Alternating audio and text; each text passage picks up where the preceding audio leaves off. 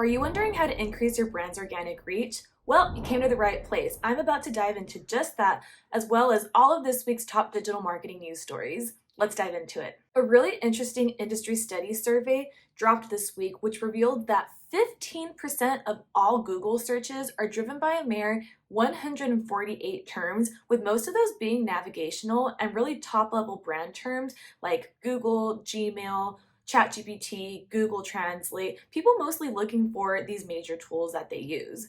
That is mind blowing. And what exactly does that mean? Well, it would appear that more and more Google searches are going to fewer and fewer websites, meaning that it's more important than ever to really make sure that you're diversifying your traffic. Increasing your brand's overall reach online is more about just organic and paid traffic. Now more than ever, we really need to be thinking about all of the places where our audiences are at. What social platforms, what blogs are they reading? Where are they going to consume information, their favorite tools, so on and so forth, to make sure that that's where you're focusing your marketing efforts to be present and in front of your right customer audience. Next up in the news, are you hoping to advertise on OpenAI? Well, I've got some bad news for you. It seems like OpenAI will not be opening up to advertising anytime soon. They're not saying it won't ever happen in the future, but it's definitely not in their plans or roadmap for now.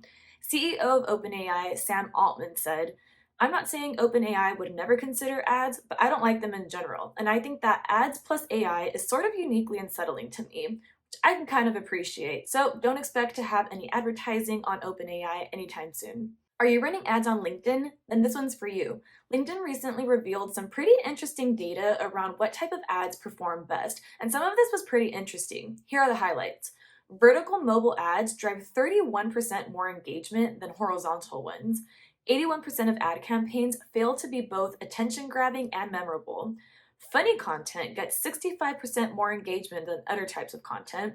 Cohesive branding can boost profitability by over 20%, and 85% of business leaders respect brands that disrupt industry stances. Take a look at all the data that LinkedIn released to try to think and strategize and brainstorm on how you can get a little bit more creative with your ads for next year in order to see better engagement and ROI from that. Next up, YouTube is on a mission to make itself one of the most creator-friendly tools around. This week they dropped a number of updates to their creator platform, including longer short options from 1 to up to 3 minutes now, tools to share and publish videos from other apps, the addition of text-based quiz posts, 2 new AI tools, expanded access to Brands Connect, and a new captured with a camera label to help viewers know how authentic the content is. In addition to all of these updates, they also launched a new program called OpenCall.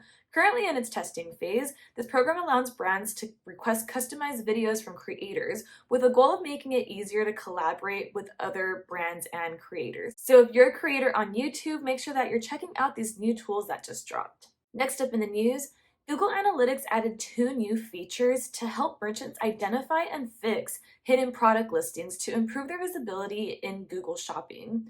Now, Google Analytics will display merchant-centered recommendations directly on the interface, meaning that you'll be able to fix potential product disapprovals that limit your product exposure on Google Shopping. The second update expanded Google's custom channel groups to support manual ad content parameters. This will help marketers have more flexibility in channel analysis and remove the limitation of only using automatically tagged parameters. Another interesting industry study dropped this week, but this one was focused on click-through rates, and it did reveal a couple of shifts in the overall industry. Some of the key highlights indicated that science and shopping sectors saw major CTR gains, while arts and entertainment declined. Mobile searches also now seem to favor informational content over commercial. And speaking of commercial content, commercial queries declined across devices, with mobile dropping 3.51 percentage points.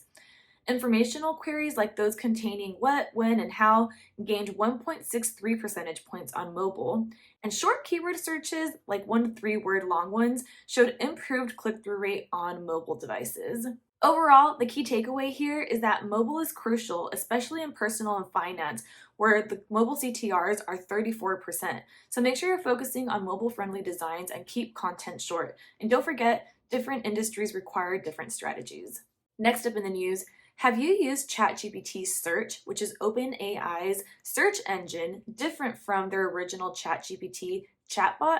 That was a little bit of a tongue twister. Well, if you do, this study is going to be really interesting to you. Columbia revealed that they did 200 searches using ChatGPT search, and of those 200, they found that 153 of the responses they got were incorrect.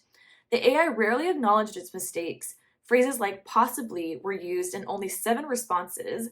ChatGPT search also failed to properly cite news sources, regardless of whether publishers allowed or blocked its crawler, and it often linked to plagiarized or syndicated content instead of original sources, and gave inconsistent results for identical searches. So if you're using ChatGPT search, be really careful and double check all of the answers that you're getting from it. Seems like they still have a little bit more work to do there. Next up in the news, are you on Bluesky? Bluesky is a newer social media platform that allows users to share short text messages, images, and videos. And publishers are reporting 3 to 4 times higher engagement and conversions on Bluesky compared to other platforms, especially Threads. Open source developers see strong interaction despite smaller follower counts on Bluesky, and Bluesky doesn't penalize link sharing, making it attractive for publishers and SEO professionals. If you haven't been on Bluesky yet, now might be the time to consider how that might fit into your digital marketing media mix next year. A lot of digital marketers are predicting that Threads will be outpaced by Bluesky here pretty soon, but in case you are still on Threads, they revealed some news this week, dropping a new hub for creators that includes a ton of information on how to use it better. Within the dashboard, you can see insights on things like views, interactions, likes, replies, reposts, and quotes. And it also gives you insights into your follower count and audience demographics. So if you want to use Threads as a business tool, you're going to need access to these important insights. Make sure you check that out. Well, that is it for this week's digital marketing news. We are going into the end of the year, and now it's really important to consider what is going to move the needle for your business in 2025. Plan, strategize, brainstorm, and really think about it. Is it going to be Bluesky? Is it going to be Threads? Is it going to be figuring out where your audience is actually at and making sure that you're meeting them there? I think it's going to be the latter. So if you need any help with your digital marketing plans for 2025, please make sure you reach out to Ignite Visibility. We're here to help. Reach out, talk to an expert, and we'll help you with a free customized audit and plan. See you next week.